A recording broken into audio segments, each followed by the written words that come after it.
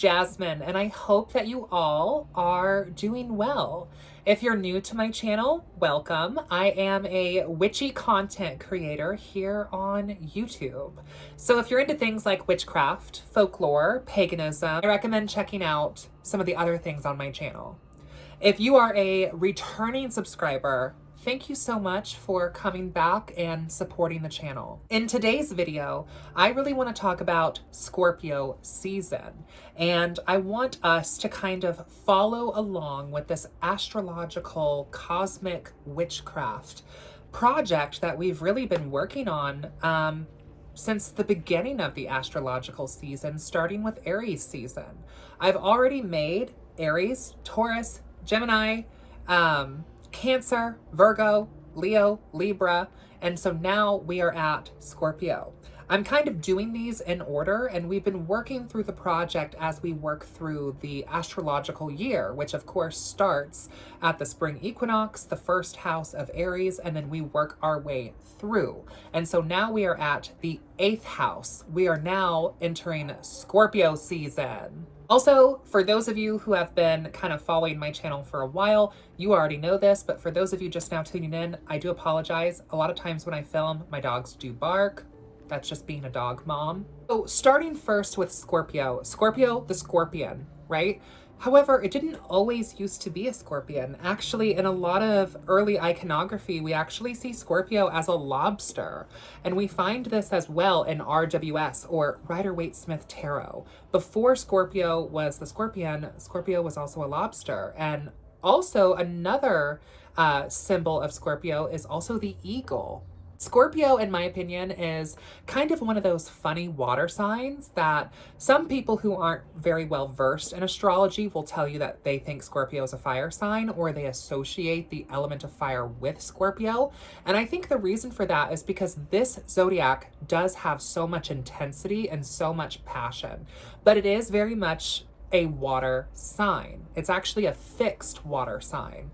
The 12 natural zodiac are broken up into 3 aspects and 4 elemental kingdoms. So you have cardinal, fixed, and mutable signs, and then you have earth, air, fire, and water elemental aspects. So you're going to have one of each of the 3 within the 4, if that makes sense.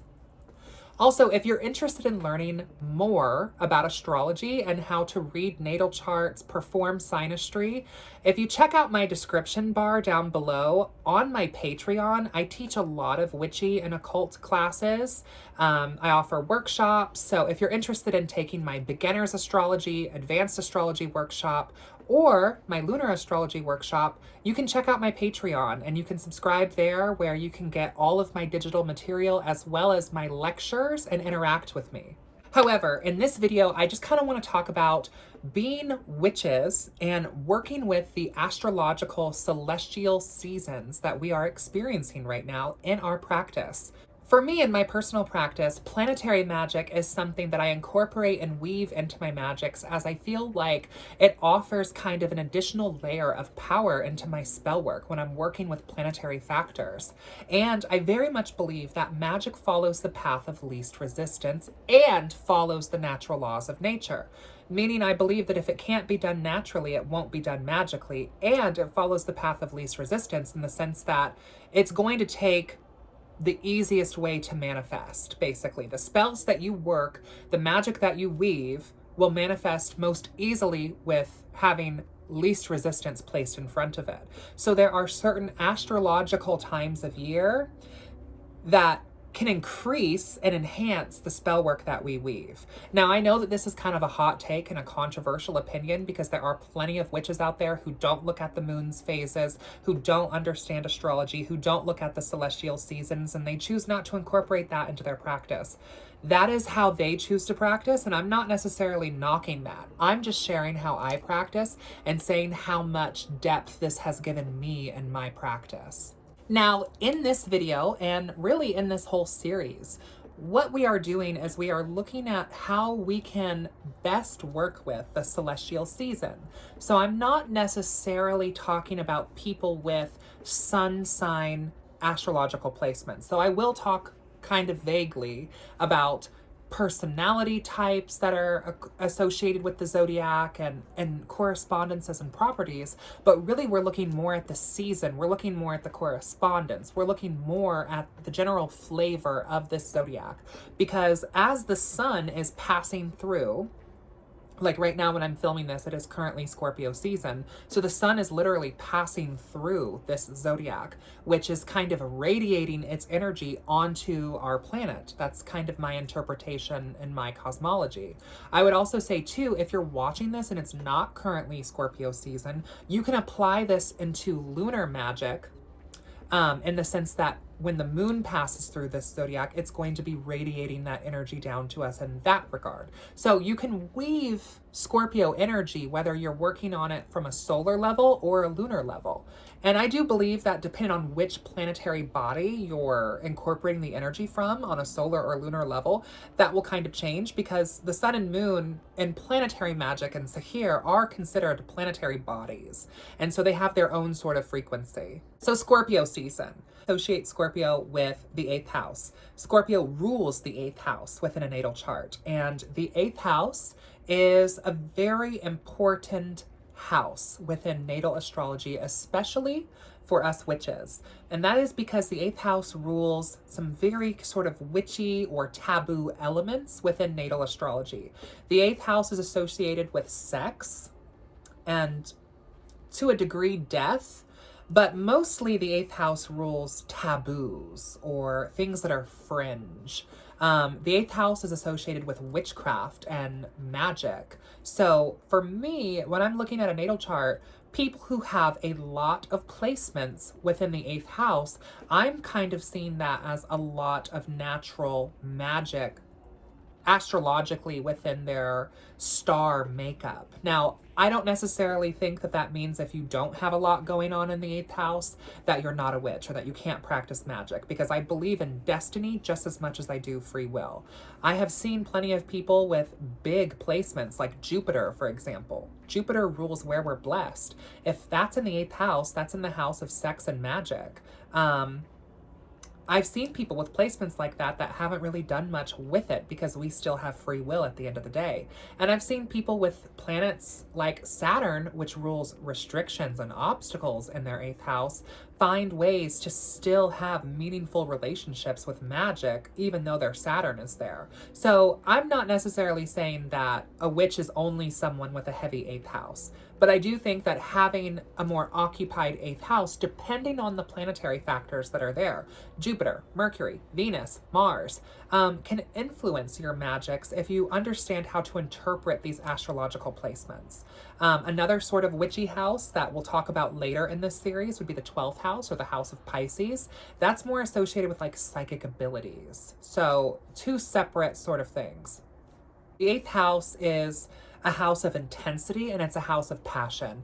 I've always kind of joked that like if I ever opened a bar, I would want to have one of those like kind of grungy vampire nightclub hole in the wall style bars that like all the lights would be red and like sigils of Baphomet would be on the pool tables, and like I would call the bar the 8th house, and like it would have leather seats, and it would just be a whole vibe. Maybe have like a big black sabbatical goat head like over the bar. I don't know. But Scorpio and the 8th house are both very, very intense. And so if we're thinking about magic that can be woven more effectively during this time, well, it is over sex. So things like sex magic, whether you do that as a solitary practitioner or with a partner or partners, this can be a very powerful time for that sort of energy. Not that you can't weave that style of magic other times of year as well, but knowing that this season is associated so heavily with that, and then doing that during this season is working with a cosmic alignment that is only going to enhance whatever you are doing. Also, as far as like witchcraft and magic and power in that regard goes, this can be a great time for you to step more into your power as witch. Whether that means you do a dedication ritual or you do spell work to enhance your craft. Maybe you create like an egregore servitor thought form entity as a way to help you when it comes to your first pillar or learning more about witchcraft. Create this sort of spirit that can help you really digest and process and understand the information and build a relationship with that servitor for academia. Like I said before too, Scorpio is associated with water, so this is an aquatic celestial season. So you could also kind of find some ways to incorporate that element into your magic as well, whether it be creating holy waters, blessed waters, ritual baths, perfumes, incense, room sprays. You can weave the element in like that as well. For me personally, when I think of color associations with Scorpio, I definitely think of black. Like that would be one of the main colors that I think of. I can also see like eggplant, maybe like some dark purples or some scarlet reds, but it's a very vampy, sexy, intense sort of astrological sign. Also, speaking of intense and vampy, little nail cam, I have like these like reddish copper sort of stilettos right now, so that's what we're working with. Let me know what you are thinking of this astrological series and if you are enjoying it. Scorpio season for me is a season that I look forward to every year. I believe that the season of the witch kind of starts with Libra, but it ends with Scorpio. And so for both of these zodiacs, I kind of celebrate the season of the witch and the season of the dead during this entire zodiac time. I even keep up my ancestor, or not my ancestor altar, because I keep my ancestor altar up all year long, but specifically my altar for the dead that I put up for Samhain, I keep that up all throughout Scorpio season as well. I think also developing your mediumship abilities and working with death in that regard, necromancy, getting to learn more about your local cemetery, who was buried there first, maybe get to know them. Who are some influential people buried in your city's cemetery? Maybe get to know them. Some prominent criminals, doctors, lawyers, get to know those people. Please make sure to like this video, and if you're not already subscribed, subscribe to the channel. Apparently, according to YouTube's analytics, only like 40% of the people watching are actually subscribed. So if you like what you're seeing, subscribe and make sure that you hit that bell as well, because that way you can get notified whenever I'm uploading. Also, in other exciting news, I am now collaborating with my good friend Astrology, and we are going to be bringing you a weekly live stream. I can't necessarily say how long this will be going on for, but for the foreseeable near future, we will be doing a weekly live stream that we are calling the Daughters of Cain. The other name for it is Baphomet Bitches.